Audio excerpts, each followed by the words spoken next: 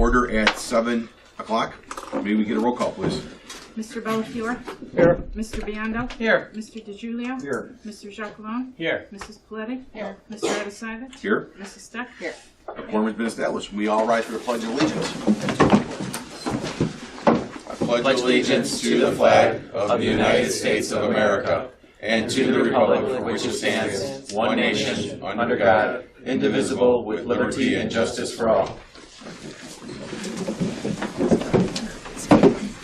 The mission of Norridge School District 80 is inspiring educational excellence in a nurturing environment.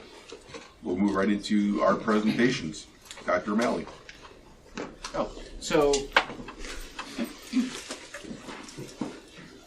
for the first part of the presentation, I'm going to have STR come up, and as the board is aware, they've given a feasibility study to the board. It's a document. It's posted online. We did not print any for the public, but it will be posted so you can actually access it. And we're going to have them walk through their findings that they had been asked by the board to investigate with respect to whether or not it was feasible to follow through with grade centers and the timeline that we've been given. So at this point in time, I'm going to introduce Alan and Jan from STR Architects, who will do a presentation first. Then I'll do a presentation on the budget on behalf of Craig Schilling, who cannot be here, and then I have my academic plan as well. Hi, good evening. Thank you very much for allowing us to dig in and do the feasibility study. Whenever you do a feasibility study for grade level centers, redistricting, or anything like that, it's always interesting. There's always elements from buildings you always wish were at the other building. And the pursuit of perfection is always a challenge in this sort of thing. But we're trying to make it work and see what is possible, literally seeing what's feasible. So really the big questions we're trying to answer is, does a grade center structure fit in your existing buildings? That's probably the big fundamental issue. If it does, where should the grade levels go? Which should be the younger students, which should be the older students? If things need to be changed to accomplish that, what needs to be changed? And what would be a reasonable budget to accomplish those changes? And a question had been brought up before, are there any critical height issues? Are there any things in the buildings that are the way they're built now that really impede either younger students accessing it or being utilized by the larger? And then kind of what's next? If that all falls into place, really, how would you go about that? What's the best way to go about that? About how long should it take? I'll kind of forego some of the backup things that are in there and really concentrate on those big issues. So the first fundamental question is, does it fit? And really looking at your existing student population, and in another study by others, you've done a demographic projection over the next 5 years. And so your current population and the projected population till the year 2020, 21, it does fit. There are some modifications that need to be made to accomplish that, but it does fit. That's really kind of the really first litmus test to really see how it goes. In reality, you end up with approximately an equal population split between the buildings. So splitting it between kindergarten and 4th grade is one school, 5th, 6th, 7th, 8th would be the other. It's not a perfect population split, and we recognize that changes over time anyway. But it does work. We'll review that in a little bit more detail in a second. I think one of the real questions is, where should the students be? Where should the younger students be? And both buildings are relatively comparable in terms of student capacity. Certainly one is older, one is a little simpler, and really kind of looking at the issues that really affect the children the most. And we really kind of relied on certainly our observations, but we had performed a series of focus groups with the students virtually throughout the entire student body, really representative people through that in some of our other pursuits. And it's interesting to kind of reflect back on those notes and see how that impacts the thoughts here for the grade level study.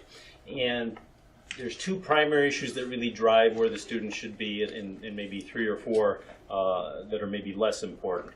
But the two that really jump out are the stairs at Giles. Giles is an older building. The code that governed the stair construction at the time is different than the code that governs stair construction now. So the stairs at Giles are steeper, generally, than the stairs here at Lee. And it was really interesting that across the board, across all the age levels, even middle schoolers, had a lot of comments about the stairs. Certainly in terms of traffic, behavioral issues, and kind of general feeling of the stairs. And particularly the younger students, when you started to get down to the first graders, the comments were pretty universal and pretty impassioned that they don't like the stairs, comments that they are afraid of the stairs, and then kind of dovetailed with some of our focus groups with the building administration and teachers, that there were in the past, there have been students that refuse to go down the stairs unless their hand is held and accompanied by teachers. Again, kind of reinforcing that point. So we consider the student perception and perception of safety as a significant issue, and that's one of the primary reasons we think the younger students should not be at Giles, but should be at Lee. The second issue that really is germane here is bathrooms. In-classroom bathrooms, differentiated from the group washrooms in the corridor, particularly with the younger students. In-classroom bathrooms are really highly desired, certainly in terms of accessibility and all those obvious reasons, but also in terms of maximizing teacher supervision time. Obviously, if a teacher has to help a student in a bathroom that's not in the classroom, there's a break in observation. And just a pure numbers count, at Giles, there's 3 classrooms that have bathrooms in the classroom. So 3 at Giles. Here at Lee, there's 9 classrooms that have bathrooms in classrooms. And so the numbers are pretty disparate. Certainly bathrooms could be added, but bathrooms are, for all practical purposes, the most expensive space in a school building. So the ability to have flexibility with the 9 classroom options in terms of planning, where classrooms can be, where kindergartners can be, where first graders can be, where special ed can be, really gives you the maximum flexibility at Lee. So those are the 2 primary reasons why we think the younger students, K through 4, should be housed at Lee, the older students at Giles.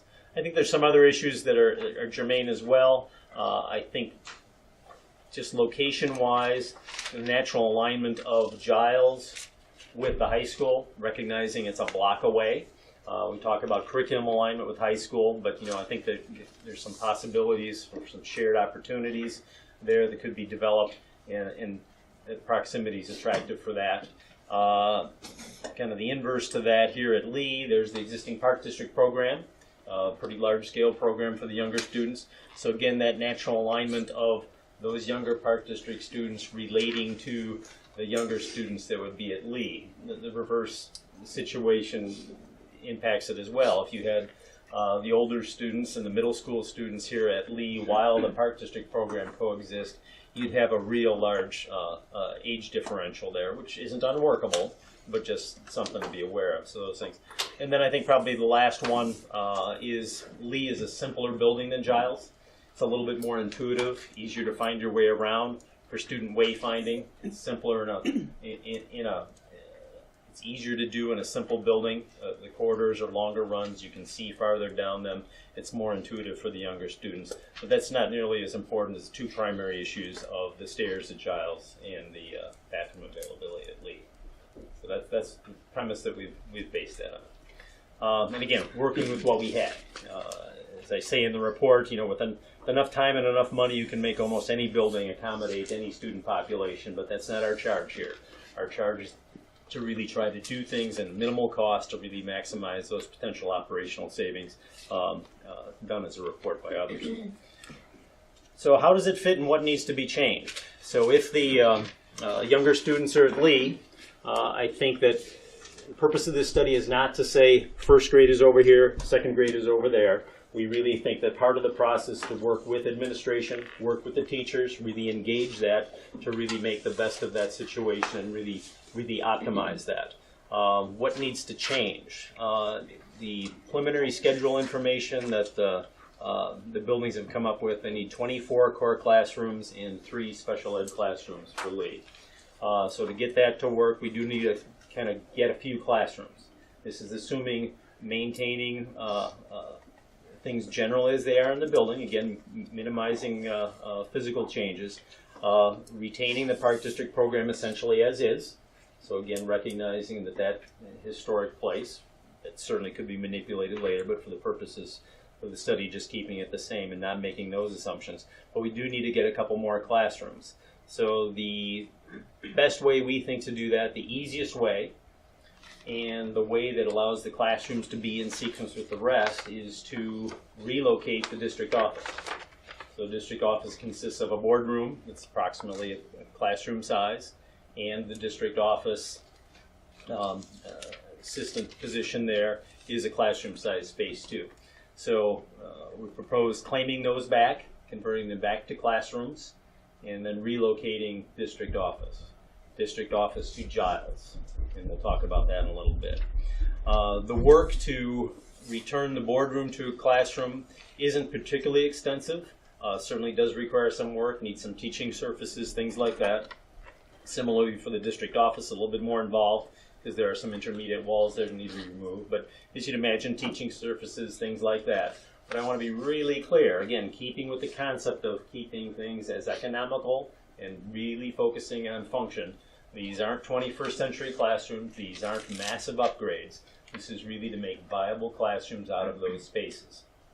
The district office does have a bathroom in the classroom footprint there. So again, that might impact the use in the future. So there's some expenditure there for sure.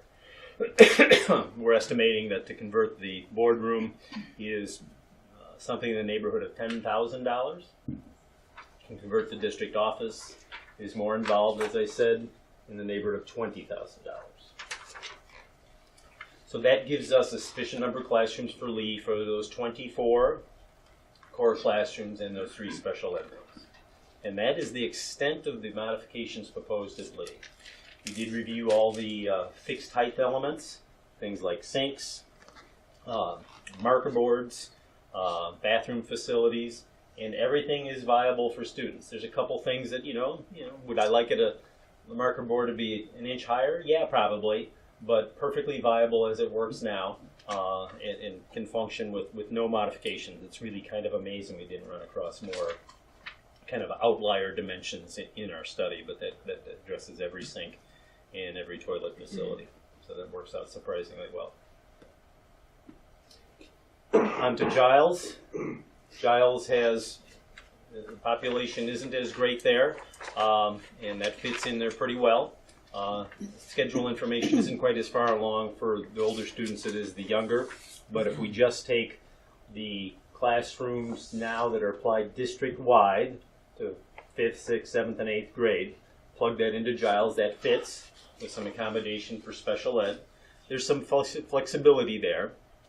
There's some little bit more range of spaces, but the broad numbers work in terms of populations and reasonably foreseen future populations. So it works surprisingly well. Again, as I said, there's a little bit left over, so I think there's the possibility can absorb the district office. I think there's work there to decide, just how extensive the district office works needs to be, but I think it's reasonable to allocate some money for modifications to those rooms to make it more district office friendly. Again, not a huge commitment, not making a big office suite, but making it functional for a district office in that setup. The fixed dimensions at Giles do range significantly more than they do at Lee. In general, the older portions of the building are relatively consistent. A lot of those dimensions are really quite high, higher than we'd typically do in a new facility, with the exception of the northernmost wing. Northernmost wing is more purpose-built for the younger students, and it's a little bit lower. Not a great deal. The marker surfaces in there are still in the 30, 31, 29-inch range, which isn't ideal for the older students, but workable. It is not unusual to do a new school and have all the fixed elements at 34, even in a middle school. So again, we're talking the difference of 1, 2, and 3 inches in most cases. The sinks there are all perfectly high and fine within that suite. It starts to become the exception, though, when you get to the very northeast corner. There's the 3 kindergarten rooms on the end there. Those are purposely built low, and those are distinctly low.